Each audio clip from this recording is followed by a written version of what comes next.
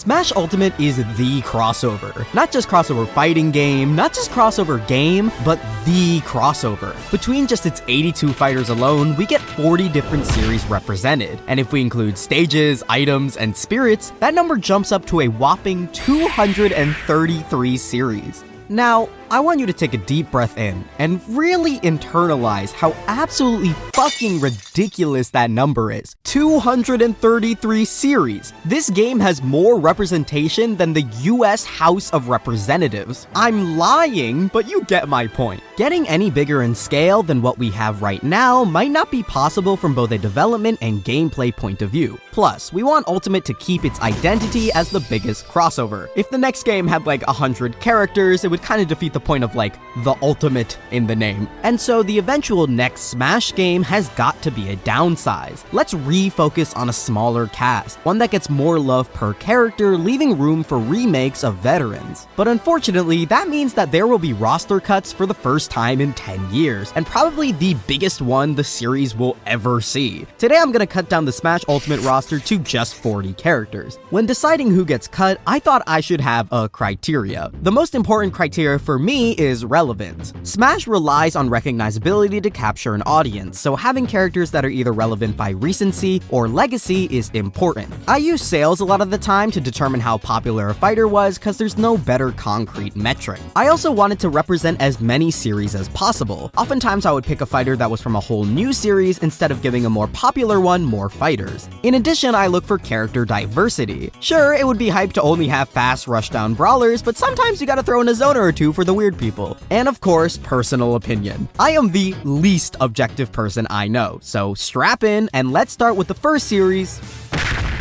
The Mario series is gonna keep its main four, which is Mario, Luigi, Peach, and Bowser. I don't really think there's much of a debate for the others, no matter how much I love Piranha Plant or Dr. Mario. Mario and Luigi definitely need a moveset remake though. For Mario, have him bring in stuff from his more recent adventures, considering his most recent actual move comes from 2002.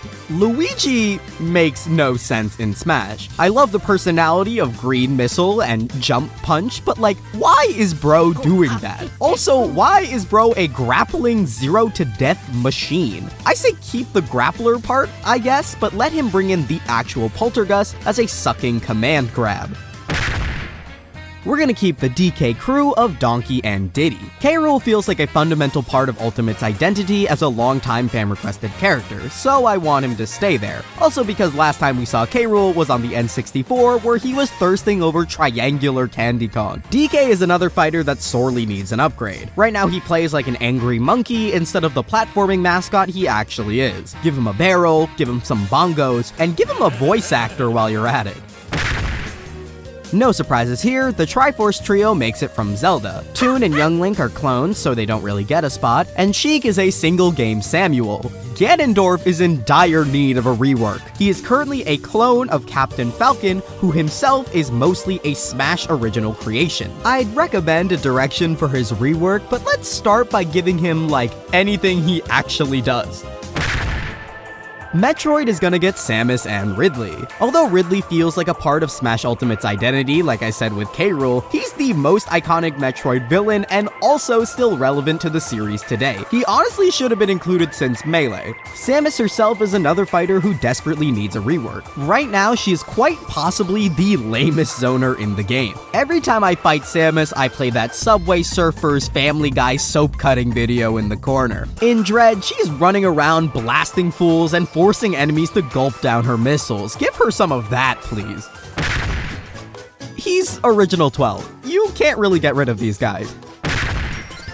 The Kirby series is gonna suffer no cuts. It's one of Nintendo's most popular series, and each of these characters is a super iconic part of it. It would be nice if Inhale was a better move, but that's about it. Dude, you would think that Star Fox was some flagship Nintendo series, but it is just not. Its last 4 entries all failed to crack 1 million in sales, except for Star Fox 64 3D, which is a remake of Star Fox 64, and it notably took 8 years to even get there. I would love to put in Falco or Wolf, but I don't know if kids today know what an R-Wing is. In fact, I don't know what an R-Wing is. I've never played any one of these games, and most likely neither have you. Plus, someone had to be cut for Min Min.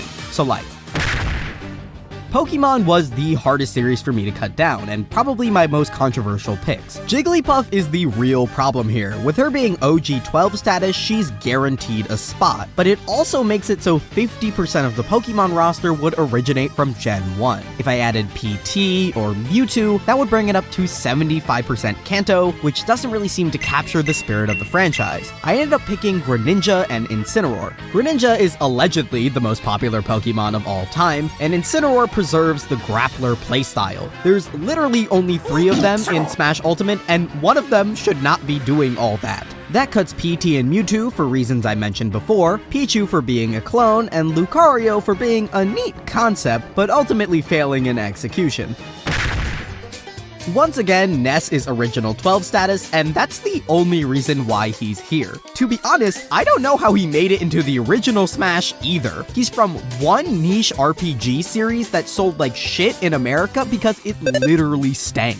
I love the Mother series, these are some of my favorite games maybe ever, but I do not think the general populace knows who Pooh is. And, you know, while we're on this topic, how the fuck did Lucas make it into Smash? He's also from a niche JRPG series, and his game never got released outside of Japan. He just might be the least recognizable character in the game. At least Roy got Fire Emblem Engage. Lucas is Giga Cut. Okay, even if Captain Falcon wasn't original 12, it would be a crime to cut him. He's pretty much the face of Smash and got a minor boost in popularity thanks to F-Zero 99. Keep him in and don't change him.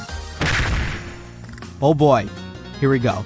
Fire Emblem has 8 characters in Smash, which some people would say is too much. I'm people. We're keeping Marth, Robin, and Byleth. Each of them represents a major point in the franchise's history, with Marth representing the beginning, Robin representing the game that saved the series, and Byleth representing the game that catapulted it into mainstream popularity. The others were cut for pretty obvious reasons. This is a less interesting clone, this is a clone that never got released outside of Japan, and this is a clone of Japan Boy over there. Ike was briefly considered due to his popularity, but I don't think I could justify him over the others. And Corrin sucks. If you want Corrin in Smash, you either main the character, didn't play Fates, or you like feet. There is just no other way. Smash has 4 retro reps that need to be considered, that being the Ice Climbers, Mr. Game & Watch, Rob, and Duck Hunt. Mr. Game & Watch automatically makes it for being a huge part of Nintendo's early history. The other 3 make up the NES era, making it a lot tougher of a choice, but I ended up going with Rob. Rob not only has a solid NES presence with Gyromite and Stack Up, but he additionally represents Nintendo's origin as a toy company. Duck Hunt does this as well with the NES Zapper, although not as directly, and the Ice Climbers don't fulfill nearly enough with their inclusion and are cut. Kid Icarus is in a weird spot as both a retro add-in for Brawl and a modern inclusion for Smash 4. With this unique position, I think Pit rightfully deserves a spot even with declining relevance. Also because he's my main.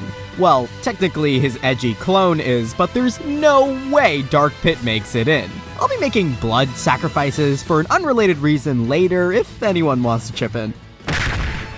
If there was gonna be a third-party character to make it in, it has to be Sonic. As a late addition to Brawl, Sonic's moveset is pretty awful. I mean, 2 of his moves are Spin Dash, which makes him one of the most frustrating characters to play against. Instead of a pure expression of speed, Sonic is more of the perfect camper. Please update him, I don't want to deal with this again. Olimar is still the most iconic part of his series, so I assume he keeps his spot and there's no Pikmin newcomer. Throw in Rock and Ice Pikmin for the new release and he'll be up to date. Fun fucking fact, did you know Animal Crossing New Horizons sold 43 million copies? That makes Villager and Isabelle more recognizable than Breath of the Wild, the entire Splatoon series, and, oh yeah, Smash Bros. Ultimate itself. I think there would be riots in the streets if they didn't get 2 reps. In fact, we better throw in an Animal Crossing newcomer while we're at it. Hey, don't blame me, blame COVID. Xenoblade is literally a 50-50 on who you like more, so I'm going with Shulk. He appears in all 3 Xenoblade games as opposed to just 2 of them, and wields the Monado, the symbol of the series. And, you know, I actually finished his game and thought it was pretty amazing, unlike Xenoblade 2, where I got to the 4th chapter, suffered through the entire factory section, and lost hope in humanity. There was a lot of debate for me between the two Capcom characters, but if I had to go with one, I'm picking Ryu. Mega Man does have a stronger connection to Nintendo, he had one of the best reveal trailers in Smash 4, and is a fusion retro and modern rep like Pit. Ryu, on the other hand, is Mr. Fighting Games himself, got a huge boost of relevancy thanks to Street Fighter 6, and represents an entire archetype of character that is otherwise being wiped out. So, slight edge to Ryu here. Inkling is of course staying in. Nintendo for some reason pushes Splatoon harder than any of their other franchises, giving it 3 full installments in just 9 years. Meanwhile, Donkey Kong makes so little money, he's probably working at Shake Shack now. Or like, Banana Shack. Bro, don't look at me like that. Okay, as the only new IP Nintendo has made for the Switch, other than Ring Fit Adventure, ARMS kinda deserves to be here. It really depends on whether or not this was a one-off title. If we see an ARMS 2 or like any bone thrown to that series, I think this is a pretty safe bet. If Nintendo is trying to make us forget that ARMS ever came out, then replace Min Min with Falco or Wolf. So, my viewer, if you're able to count, you might notice that we only have 37 fighters here.